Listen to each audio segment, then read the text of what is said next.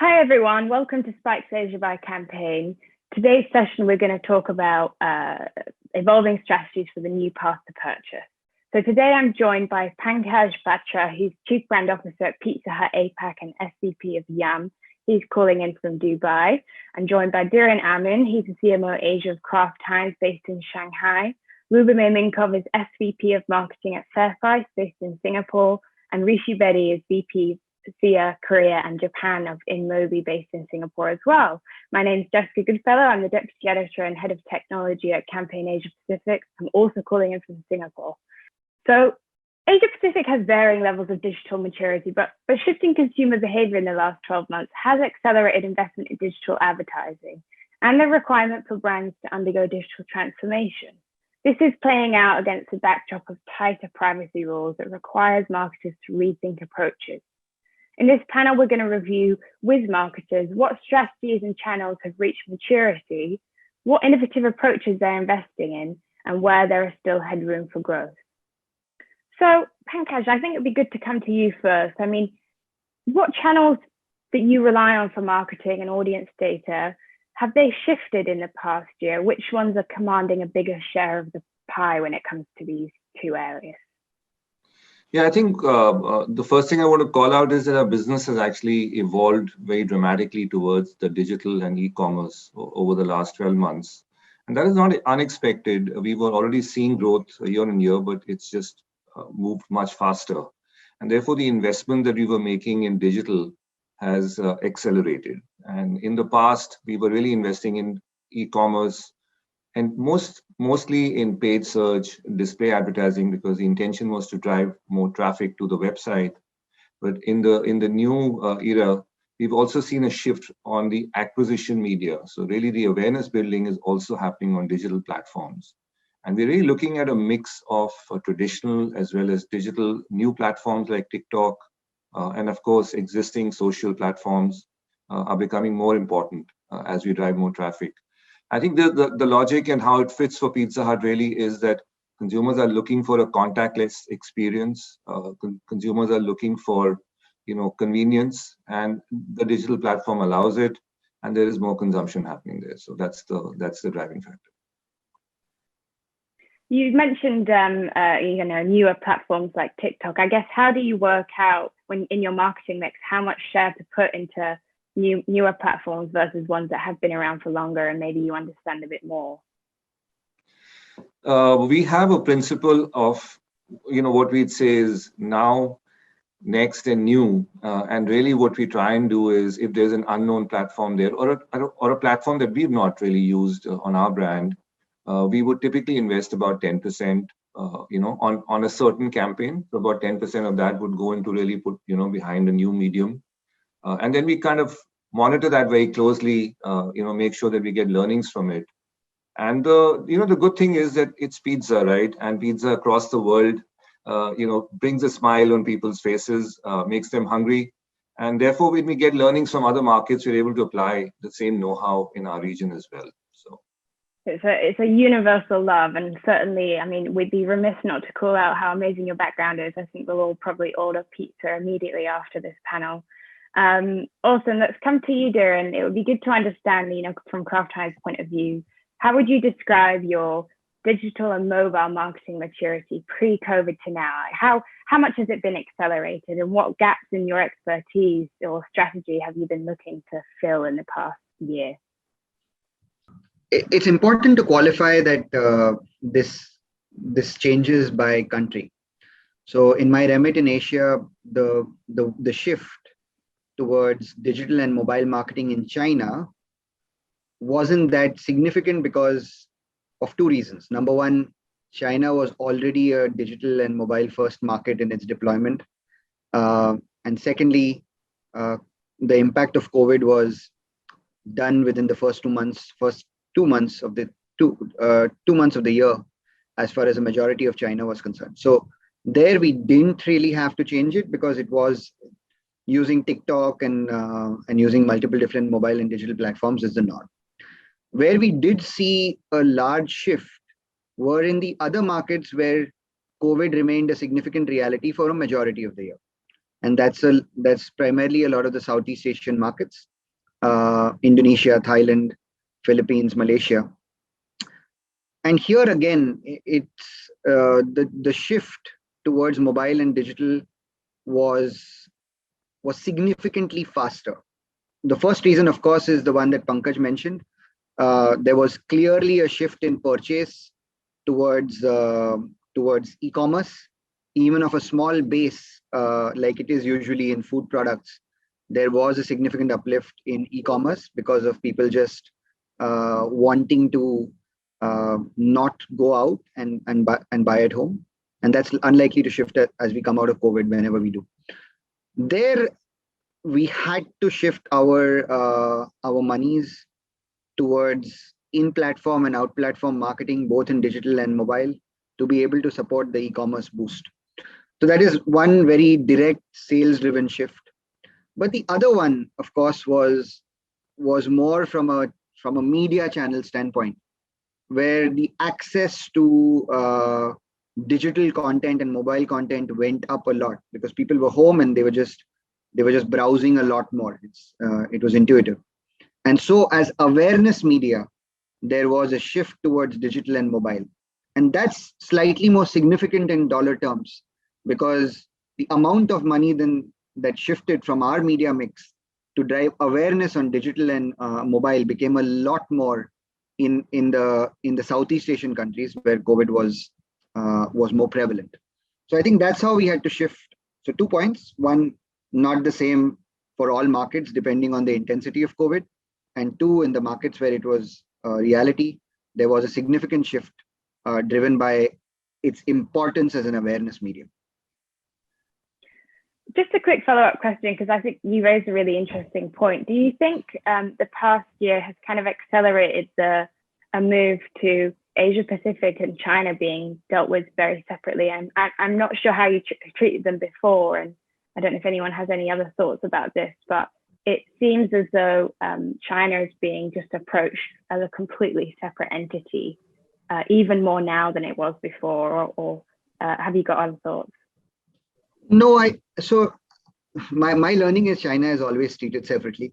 I don't think that China, there's any brushstroke in media deployment or creative deployment that applies to China the same way as it applies to any other country. Its digital and mobile ecosystem is leap years ahead of most other markets. What we think as regular deployment on mobile and digital is par for the course here. And in reality, it didn't change for China because, as I said, in China, for the big cities like Beijing, Guangzhou, and Shanghai, people were back to office in March, and the country was working as normal. So it didn't see a media channel shift as much because its maturity on the digital and mobile deployment scale is significantly ahead of other markets anyway. So to answer your question in a short way, China operates differently, is a much more mature and a mobile and digital market. For marketers here, that's a way of life. And given that COVID impact was not as significant, that did not change. Yeah.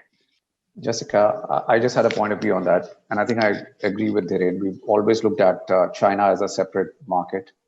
But talking about Southeast Asia, we are a mobile platform. So we've seen a huge scale in every aspect of the in-app or mobile app consumptions in the region.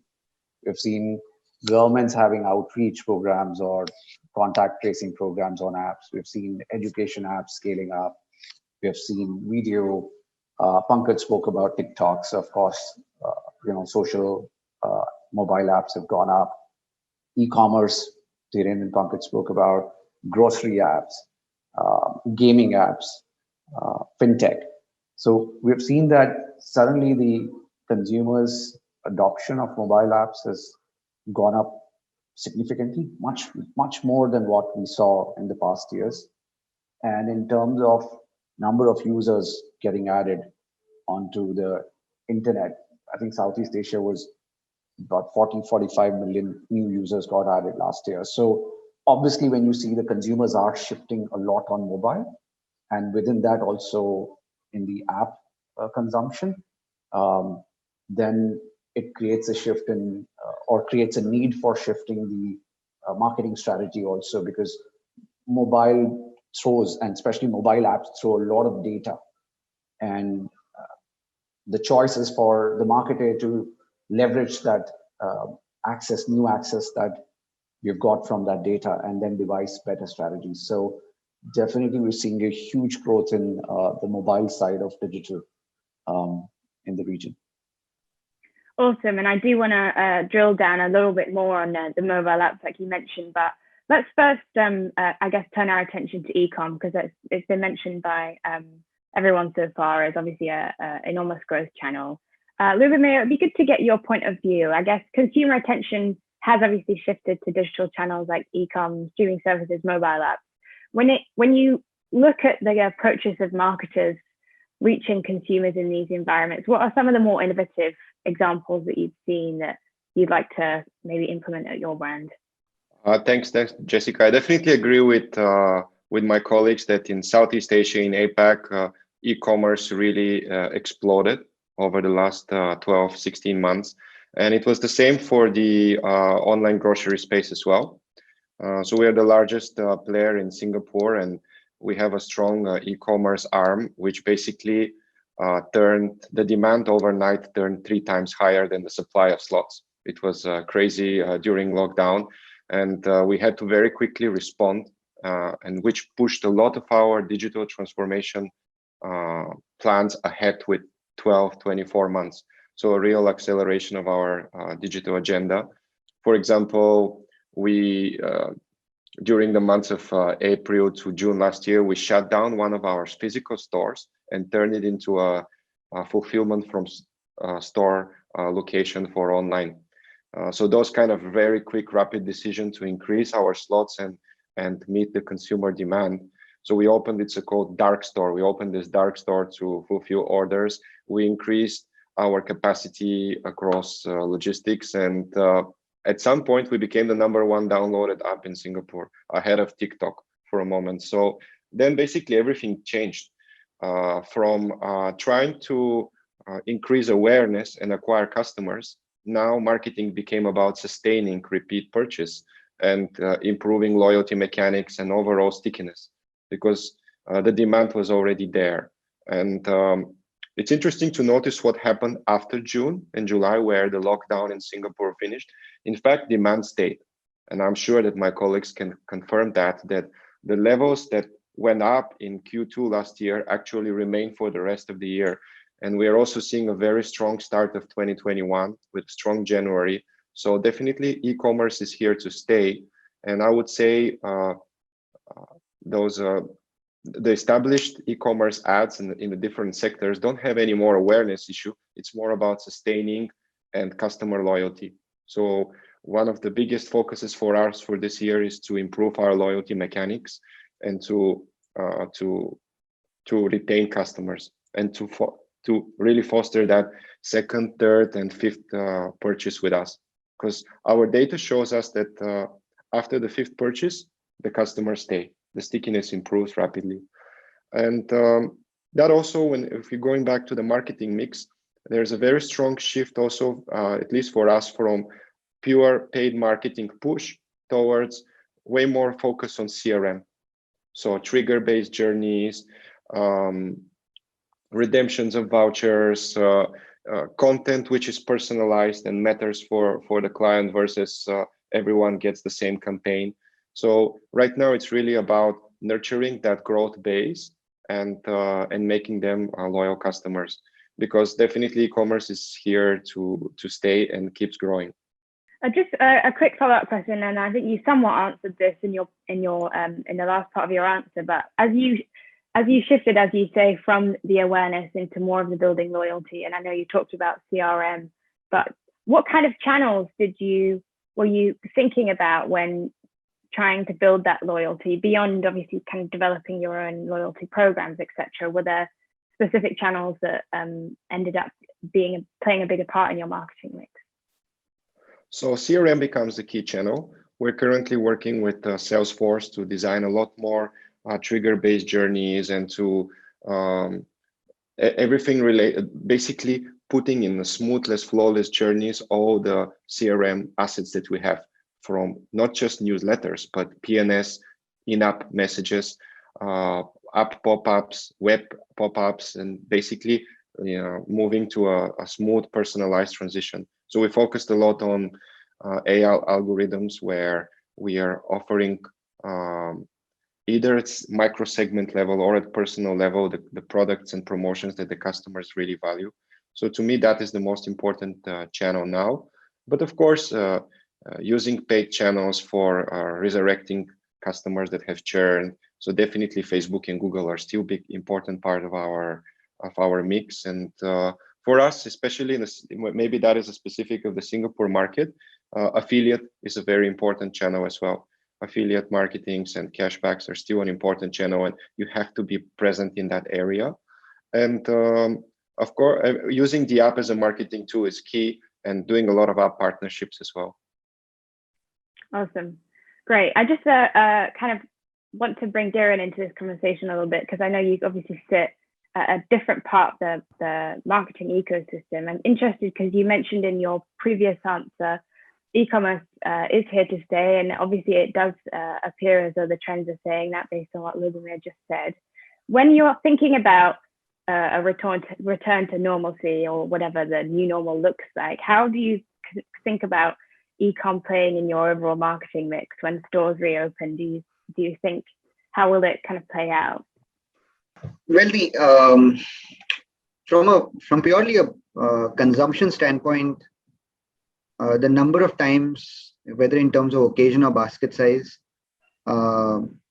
that the consumers buy from e-commerce will increase. It will not go back to the previous normal, because such an extended period of staying at home creates habits. So if I take the example of food, just the fact that people are now going to be a little more used to cooking at home, it will remain a habit. It's the number of times people do it may reduce a little bit, but it will never go back to the normal that we had prior to COVID. So the size of the e-commerce opportunity for food has increased. We see that in the numbers as well, even in a country like China, where it didn't really have that much of an impact. So it will stay. What that means in absolute dollar terms is what it already meant for us in the 2021 budgeting cycle, which is we need to ensure that our media spends, our promotion spends are now budgeted for at a higher level versus earlier years towards e-commerce to be able to drive higher growth. So that's a big shift, and that has its own implications when it comes to media. There'll be more spends on in-platform spends with the really large players, but equally now all marketers will focus on creating a funnel of awareness to consideration to conversion at basket, which originally was not how a lot of marketers were playing in e-commerce. A lot of marketers earlier were playing in e-commerce like, okay, let me see if I can get some uplift and work with that. So I think that ecosystem will change. There is one obvious challenge which I always call out about e-commerce, and that is profitability. Working in e-commerce is a hit to profitability because the e-commerce retailers work on the principle largely of discount and impressions. That comes at a cost. Managing our bottom line in such a scenario is a challenge. And as your sales move towards e-commerce, being able to manage that well and change that reality of it becoming less profitable is something that both the channels and the marketers have to work on together for it to be a win-win over the long term. So I think that's the biggest implication, really. That's really interesting, and I think we could have a separate panel on that. Lyubomir, I don't know if you have any very quick thoughts on the point that Dhiren mentioned, given where you sit within the mix, or. Yeah, I think I fully agree with him. Same industry, and e-commerce is here to stay. The love of cooking is definitely a trend that hasn't changed, but so is also ordering cooked food. So I also think that Prankaj's business is definitely has a huge opportunity as well. So customers are now really looking for convenience. Awesome. I do want to move on more to the kind of mobile aspect that we mentioned earlier. So Asia Pacific, obviously a very mobile heavy market, but there are lots of channels, service providers, laws to navigate. Pankaj, Rishi, maybe you have thoughts on this. What are some of the biggest challenges when it comes to mobile marketing that you're still grappling with? So I think for us, by the way, I think I completely agree with the trends that my colleagues have spoken about. And looking at the pizza category, we have seen the transition more towards what we call HMR, which is home meal replacement, as opposed to eating out, more towards digital ordering as opposed to phone ordering. The next stage of this really is, just drilling down into channels and looking at pickup or takeaways as a separate channel and trying to drive the consumer experience even more conveniently. So we're really looking at curbside pickup. In the past, it was all about tracking your pizza and tracking your rider.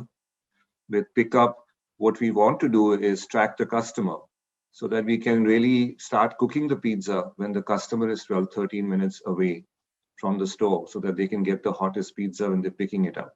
That's a big channel. And then obviously marketing to that channel becomes more exciting because you make it geo-targeted. You want to reach out to consumers when they're in the vicinity of the trade zone that you operate in and market to them real lifetime. The app kind of plays into this beautifully because everything happens on the app. And again, what we have seen through 2020 is a very large number of new customers getting added to our database. So everything that we spoke about when it comes to CRM, reordering, stickiness of the consumer, making sure in our business it's 3 times or more, for the consumer to start feeling like someone who is going to stay with you on the brand. So I think those elements are pretty much here to stay, and definitely we're investing more behind the app. One of the I think emerging trends when it comes to mobile marketing for sure is around online to offline marketing, where the two merge together to actually create what Pankaj just mentioned, which is how do you merge brand experiences or elevated brand experiences that you deliver offline, both in terms of purchase and in terms of the experience of actually buying and interacting with the product, and the actual purchase on mobile or on digital. And I think that's really where this will start becoming valuable for consumers, start becoming interesting for marketers, and profitable for companies, because we will get to a point where O2O marketing will start becoming a win-win for everyone. So I think that and retailers like Herma are already doing that, and I think that's really the golden mean in terms of what marketers should aim for. I think I agree with that. I think there's a huge ask for being able to measure the actual purchase or event, an experience that was created on a mobile platform. How do we now identify that experience converting into some event or transaction in the offline world? So I think that's a very good point that Dhiren also brought up. My sense is that, hey, we know mobile is growing so much, like the region is mobile first. And in that, I spoke earlier about apps. There's so much data that's coming out. I think one of the things that is still evolving in the region is like, how do we consume that data or take benefit of that data? And collecting that data is not enough. What do we do with that? How do we use that data to then deploy more intelligent marketing strategies to precisely engage with the consumers that we are looking for? So I think there's too much data, and what to do with that data is also a challenge. So yeah, besides the need for offline attributions, I think that's another one we are seeing a lot. There are some more, but we will maybe touch upon them as we progress in the discussion. I think that leads nicely into another question that I had, and maybe Dhiren, you could provide a point of view here, which is it essential for brands such as your own to own a mobile app or to have that first party relationship with consumers, for example, when you're not as D2C as others may be, although it would be good to kind of get your point of view on the D2C aspect as well. What are the most effective ways when it comes to communicating with consumers and getting that first party relationship? There are two parts to that question. I think we need to divide first party relationship and destination. Should every brand have their own destination for purchase in terms of an app, or even not purchase in terms of experience? I'm not entirely sure. I think that there are more considerations to it than just one blanket answer. Those considerations are around whether you do need to have that or you can rely on the retailers. The second consideration is whether actually the destination is probably more useful to you by leveraging somebody who already has an existing audience base versus you creating your own. I think these are category dependent. So for example, if you ask me or Pankaj this question, we are likely to sit on two different sides of the coin on that because of the differences in our businesses, right? On our business, I don't believe that there is necessarily a need for an app all the time. There could be for certain parts of our business where we are trying to create a more premium experience specifically. So given the business objective, if a destination makes sense, we would go after it. But principally, I would believe that if there is already either platforms or retailers or developers who have gone through the effort of creating an audience base that overlaps very well with the audience base that we go after, and in our case, it's slightly broader because we're a mass market food brand, we would be happier leveraging that. But that's our reality. That is on the basis of our set of considerations. It would be different for somebody else. So my answer to that is, I think that is category and platform dependent in the countries that you operate in. Yeah, on my side, I also agree on this point that it is company specific and it needs to be tackled in a planning long-term strategic horizon, because everyone wants to create the next super app. We have a couple of super apps right now in Southeast Asia, and everyone wants to become that next super app. But is that what the consumer has in mind when they're looking at your brand, and is it really realistic, and how smooth the experience would be? So we are having those debates as well. From an online grocery app, do we try to leapfrog to become a super app, or we maybe try to leapfrog and become everything food related app? And so far, maybe we are inclined more towards the latter, like focus on a specific category and became a champion in it, versus trying to be everything for everyone. But with that being said, this will be critical, because for brands where there's a strong consumer facing element, the app becomes, as we discussed earlier, critical marketing tool. I can share some data on our side that maybe a year and a half ago, the app from the overall e-commerce, the app was generating 30-40% of the traffic and the revenue. Now it's 60-70%.